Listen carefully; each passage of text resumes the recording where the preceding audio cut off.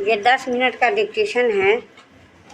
SSC stenographer grade C के लिए उच्च गति अभ्यास से रामधारी गुप्ता खंड 2 से प्रतिलेखन संख्या 19-20। डिक्टेशन शुरू होता है अब। Ready start. आदरणीय साथियों, भारत में पंचायती राज की मान्यता सदियों से रही है।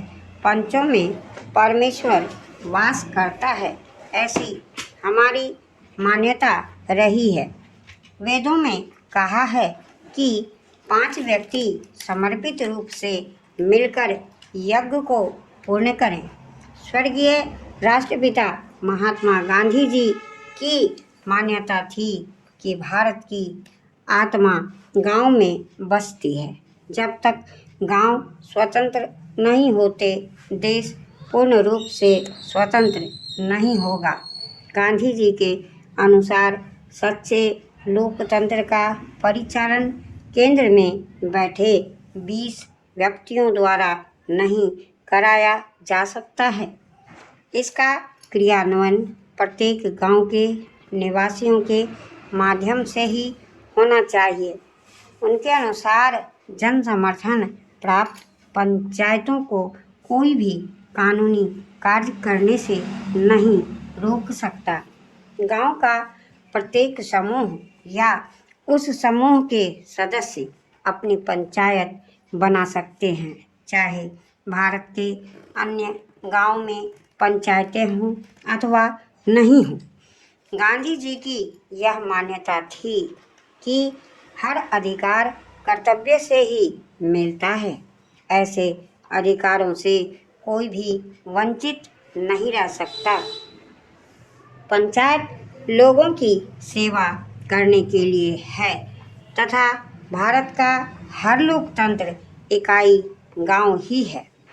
भारतीय संविधान के अनुच्छेद 40 में पंचायती राज के संबंध में अंकित किया गया है कि राज्य ग्राम पंचायतों का संगठन करने के लिए अग्रसर होगा तथा उनको ऐसी शक्तियां और अधिकार प्रदान करेगा जो उन्हें स्वायत्त शासन की इकाइयों के रूप में कार्य करने योग्य बनाने के लिए आवश्यक हो।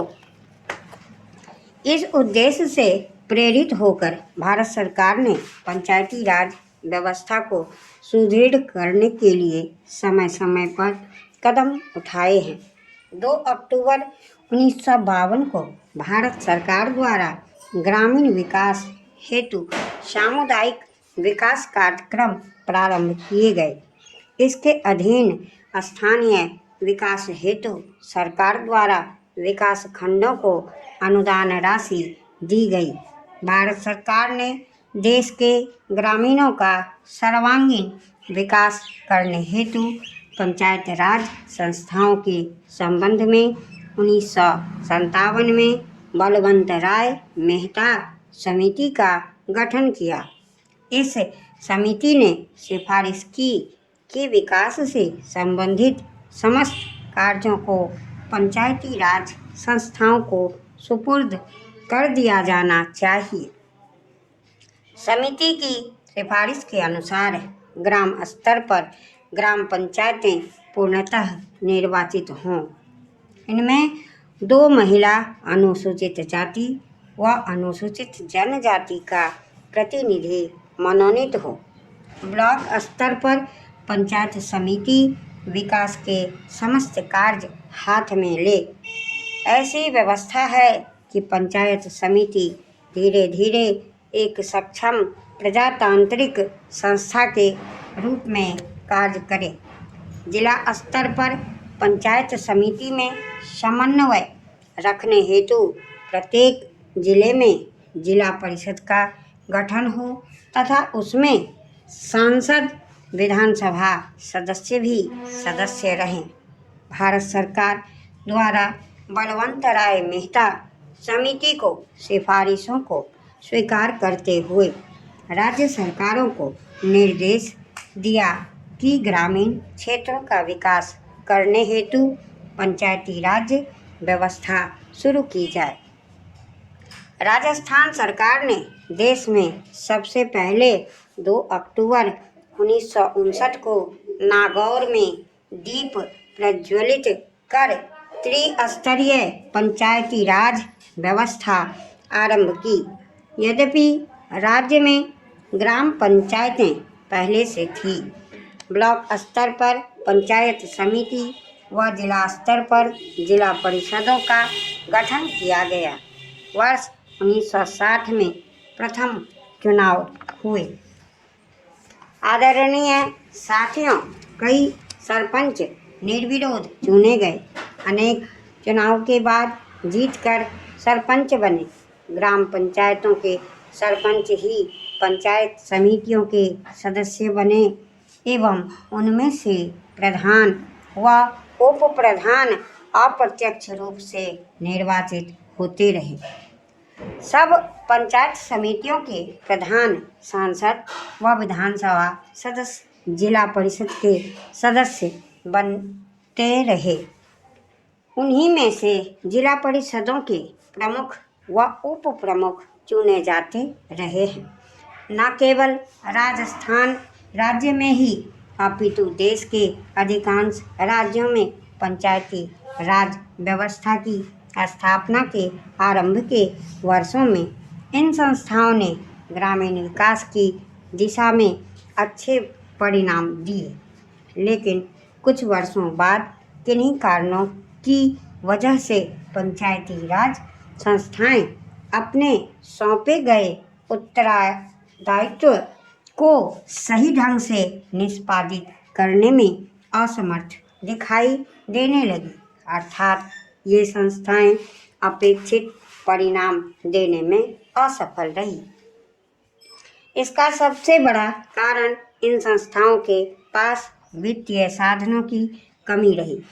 साथ ही अधिकांश राज्य सरकारों ने पंचायती राज संस्थाओं के चुनाव में भी अधिक रुचि नहीं ली। पंचायती राज संस्थाओं को अधिक गतिशील बनाने हेतु अशोक मेहता कमेटी ने सिफारिश की कि विकास कार्यक्रमों एवं योजनाओं को क्रियान्वित करने की जिम्मेदारी जिला परिषदों को हो।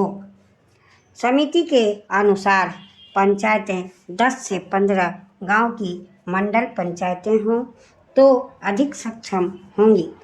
ये मंडल पंचायतें ग्रामीण विकास योजनाओं को क्रियान्वित करेगी। साथ ही समिति ने पंचायती राज संस्थाओं के चुनाव मुख्य निर्वाचन अधिकारी से करवाने की सिफारिश भी की। ग्रामीण विकास की प्रशासनिक व्यवस्था व गरीबी उन्मूलन समस्याओं हेतु गठित जीवी के राव कमेटी ने जिला स्तर पर योजनाएं बनाने व नियमित चुनाव कराने की सिफारिश की थी। देश की पंचायत राज व्यवस्था को सुदृढ़ व पुनर्जीवित करने हेतु गठित डॉक्टर लक्ष्मीमल सिंघवी कमेटी ने ग्राम पंचायतों को अतिरिक्त वित्तीय साधन देकर अधिक सक्षम बनाने पर बल दिया तथा साथ ही पंचायती राज संस्थाओं को संवैधानिक मान्यता दिए जाने पर भी विशेष बल दिया। देश में पंचायती राज संस्थाओं की बिगड़ती हुई स्थिति को ध्यान में रखते हुए पूर्व प्रधानमंत्री श्री राजीव गांधी ने पंचायती राज ढांचे को सुदृढ़ बनाने की कल्पना की थी और उन्होंने पंचायतों को अधिक अधिकार सौंपने तथा महिलाओं और कमजोर वर्गों की इन संस्थाओं में अधिक से अधिक भागीदारी देने की परिकल्पना की थी। हमारे वर्तमान प्रधानमंत्री के प्रयासों से अब यह संभव हो पाया है कि इस संबंध में शुरू किए गए प्रयासों तथा राष्ट्रपिता महात्मा गांधी जी के ग्राम स्वराज के स्वप्न को साकार बनाने की दृष्टि से संविधान में 73वीं संशोधन की कुछ महत्वपूर्ण बातों का जिक्र करना चाहूँगा। पंचायती राज संस्थाओं को प्रथम बार संवैधानिक दर्जा दिया गया। सभी राज्यों में पंचायती राज की त्रिस्तरीय पद्धति लागू की गई, लेकिन जिन राज्यों की जनसंख्या 20 लाख से कम है वहाँ बीच के स्तर की इकाई गठित करने की मर्जी राज्य सरकारों पर छोड़ी गई है। ग्राम सभा को वैधानिक दर्जा दिया गया। हर 5 वर्षों में अनिवार्य रूप से चुनाव होंगे। चुनाव की व्यवस्था एक स्वतंत्र चुनाव आयोग करवाएगा।